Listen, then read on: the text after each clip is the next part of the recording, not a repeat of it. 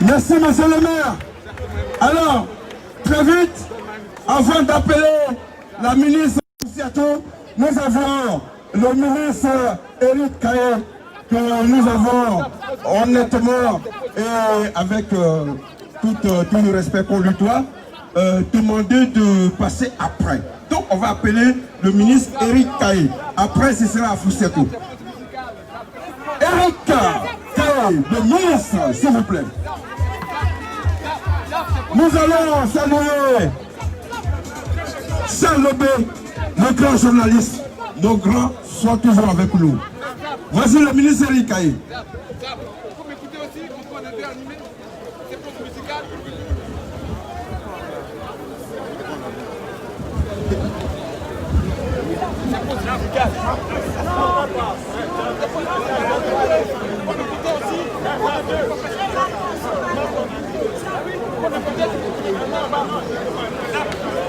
Chers frères et sœurs,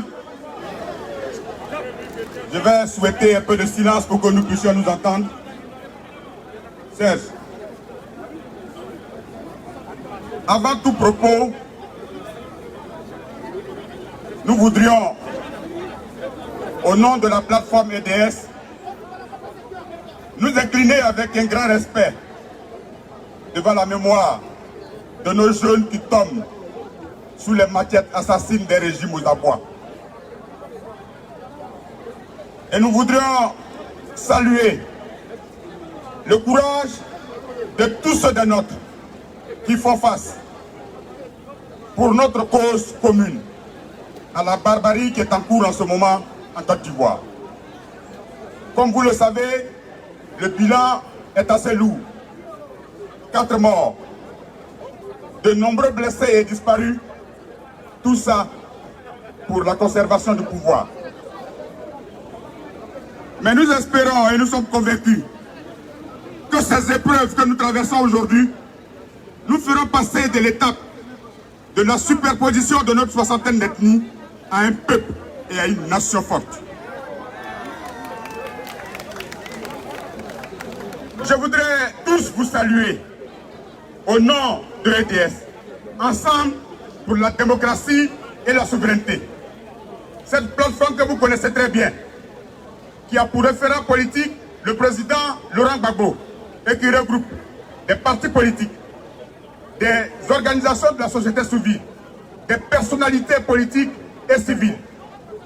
Et cette plateforme qui a été la première à engager le combat et à dire non à la dictature au moment où le régime crachait du feu. Je voudrais saluer tous ces militants ici et vous saluer aussi. Je voudrais particulièrement saluer toutes les personnalités ici présentes et aussi absentes, à commencer par le président Stéphane Kipré de l'UNG, qui est membre fondateur de la plateforme EDS. Saluer le docteur Issa Koulibaly Malik. Saluer également la ministre Afoussi Bamba qui est ici présente, le vice-président de l'UNG, et saluer donc tous nos camarades de lutte et tous nos compagnons. Oui, je voudrais saluer aussi les partis politiques. Je n'oublie pas les syndicats, je n'oublie pas la société civile, mais je n'oublie pas surtout ces artistes qui ont tout donné, qui se sont mouillés pendant 10 ans, sans jamais renoncer à une once de leur conviction.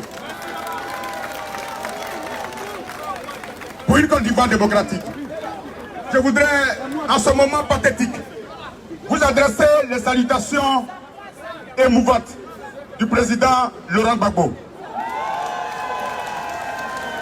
qui depuis Bruxelles, informé de cette manifestation, a transmis au ministre Koulibaly Issa Malik ces messages importants qu'il m'a transmis à son tour en vous disant qu'il vous saluait et qu'il vous disait merci pour l'engagement. Il vous avait dit, si vous tenez, je tiendrai. Vous avez tenu, il a tenu et il a vaincu l'injustice.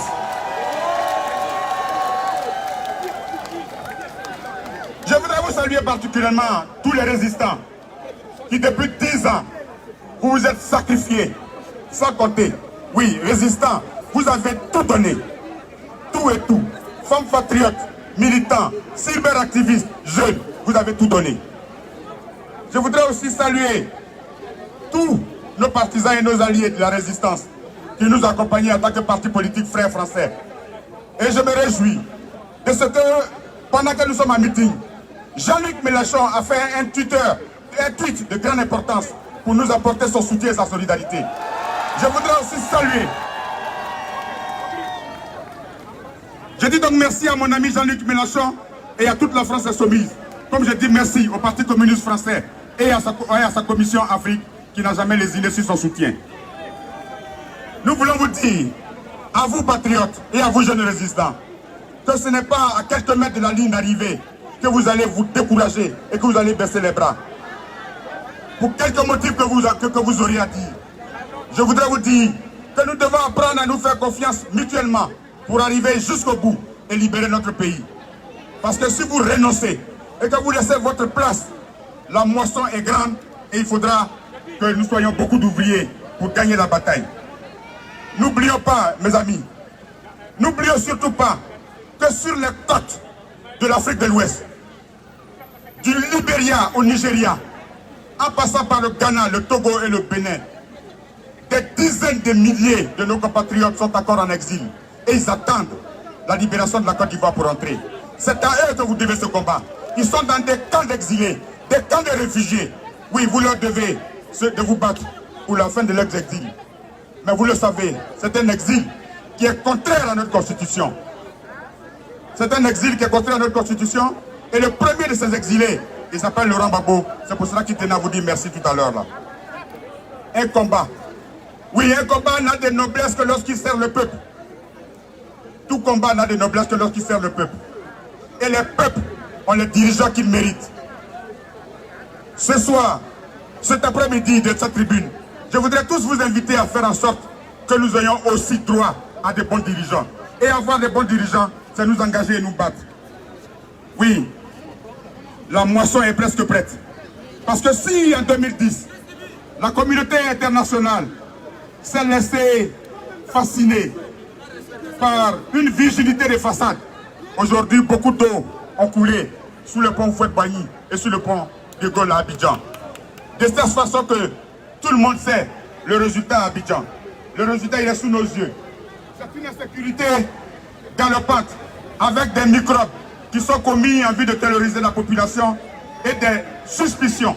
Oui, des suspicions de liens avec les djihadistes et avec les réseaux de cocaïne. Une justice aux ordres pour museler l'opposition et tous ceux qui ont eu l'opinion contraire à celle du pouvoir. Les Ivoiriens ont le sens de l'humour. C'est pour cela qu'aujourd'hui, ils parlent en Côte d'Ivoire du G20. Le G20, c'est ce groupe de personnalités qui, pour leurs opinions, écopent systématiquement de 20 ans de prison.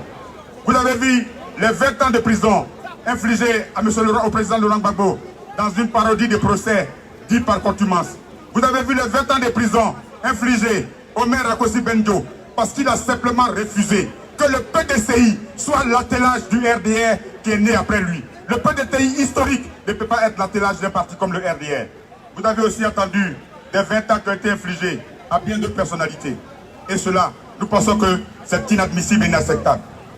Et comme si cela ne suffisait pas, pour prolonger les souffrances des Ivoiriens, M. Alassane Ouattara et son clan voudraient rempiler pour un troisième mandat qui est anticonstitutionnel. Par ce mandat, il veut violer notre constitution. Et nous disons que notre constitution n'est pas violée. Elle est une boussole. Et que cette boussole-là doit pouvoir nous unir et non nous diviser.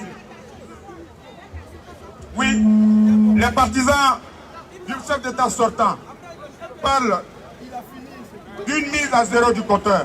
Non, le compteur n'a pas été mis à zéro pour un troisième mandat. Et ça, je souhaiterais que vous m'écoutiez très bien. Pourquoi il n'a pas été mis à zéro? Parce que lors de la campagne pour le vote de cette constitution, le gouvernement, par son commissaire, le ministre de la Justice, devant la représentation nationale, à l'Assemblée nationale, s'est engagé solennellement, la main sur le cœur, à faire en sorte que le chef de l'État sortant ne se présente pas en 2020. Je ne parle même pas de deuxième mandat. Il a clairement indiqué aux députés que le chef de l'État sortant ne se présenterait pas en 2020. Mais mieux, sur le site du gouvernement, il a clairement indiqué par des affiches et des réponses, des questions de réponse, que le chef de l'État ne se présenterait pas à un troisième mandat et non pas en 2020. La cause est donc attendue. Il n'y aura pas de troisième mandat en Côte d'Ivoire, parce que c'est ce que dit notre constitution.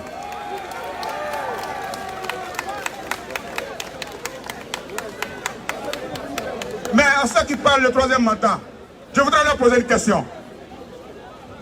La Constitution a été votée en 2016. Alassane Ouattara a été élu en 2015. Le troisième mandat, la troisième république dont on parle, elle commence où et elle finit où? De 2016 à 2020, c'est quelle république il a servi? C'est la première, c'est la deuxième ou c'est la troisième? La question est posée. En plus, aucune institution n'a été dissoute pour parler de troisième république. Aucune institution n'a été dissoute pour parler de troisième république. S'il voulait une troisième république, après le vote de la Constitution, pourquoi n'a-t-il pas organisé des élections anticipées pour dire que nous rentrons dans une troisième république? Donc, aucun des arguments évoqués par le RDR ne peut résister ici à notre analyse. C'est pour cela que nous disons qu'il ne peut pas partir. L'éthique, nous disons que l'éthique républicaine, le sens de l'honneur et le respect de la parole interdisent tout troisième mandat. Parce que si nous ne réagissons pas ainsi, c'est la crédibilité de tous les acteurs politiques qui est aujourd'hui en jeu. Le chef de l'État sortant, nous estimons que le chef de l'État sortant doit se ressaisir et il peut se ressaisir. Nous disons même qu'au soir du 30 octobre, il peut se ressaisir, mais il doit faire l'économie de beaucoup de victimes. C'est une dette qu'il nous doit. C'est une dette envers le peuple ivoirien que ses ambitions ne doivent pas diviser. Des artistes, des diplomates, la société civile, les partis politiques se sont exprimés sur la question. Aussi brillant que soit un individu, il ne peut pas être plus intelligent et il ne peut pas avoir raison devant tout le monde. Souvenons-nous de 2010 et de 2011, de l'homme millier de blessés. Souvenons-nous de Diokwe, de Naïbri. Et le fils de Diokwe que je suis, voudrais vous dire que nous ne pouvons pas accepter qu'il y ait un deuxième Naïbri. Nous ne pouvons pas accepter qu'il y ait un deuxième Diokwe, qu'il y ait un deuxième Anokwakouté. Et c'est pour cela que nous disons que le chef de l'État n'a pas la possibilité de se présenter en deuxième mandat. Nous refusons donc le braquage de la commission électorale indépendante. Nous refusons que le régime actuel puisse défier les institutions internationales, et notamment la Cour africaine des droits de l'homme et des peuples, qui a rendu un jugement. Oui, en 2010, on s'est appuyé sur la communauté internationale, et c'est cette même communauté internationale qui demande aujourd'hui qu'il n'y ait pas de troisième mandat, et nous tenons à voir ça. Oui, les astuces utilisées, notamment le fait de vouloir empêcher des adversaires politiques de compétir, n'est pas admissible. Nous pensons, nous, de notre part, à ETS, que le président Laurent Gbagbo rentre en Côte d'Ivoire pour la réconciliation. Et c'est parce qu'il rentre pour la réconciliation que nous disons que toutes les astuces ne pourront pas marcher. Merci d'entendre. Je voudrais terminer sur une deuxième fois. C'est le point du chantage. C'est le point du chantage. On nous fait chanter pour dire que nous allons nous venger. Si nous voulions nous venger, nous ne serions pas ces mythiques, mes chers amis. Le président Laurent Gbagbo s'est engagé solennellement à faire en sorte qu'il n'y ait jamais de vengeance. On brandit la vengeance à nos frères musulmans, à nos frères du Nord et à nos frères de la CEDEAO. Non, nous voulons reconstruire une nouvelle Côte d'Ivoire, réconciliée, bâtie sur l'état de droit et sur la République. Et c'est pour cela que nous vous invitons à faire en sorte que la motion que nous allons lire tout à l'heure par le ministre Issa Coulibaly Malick soit vos instructions. Je vous remercie.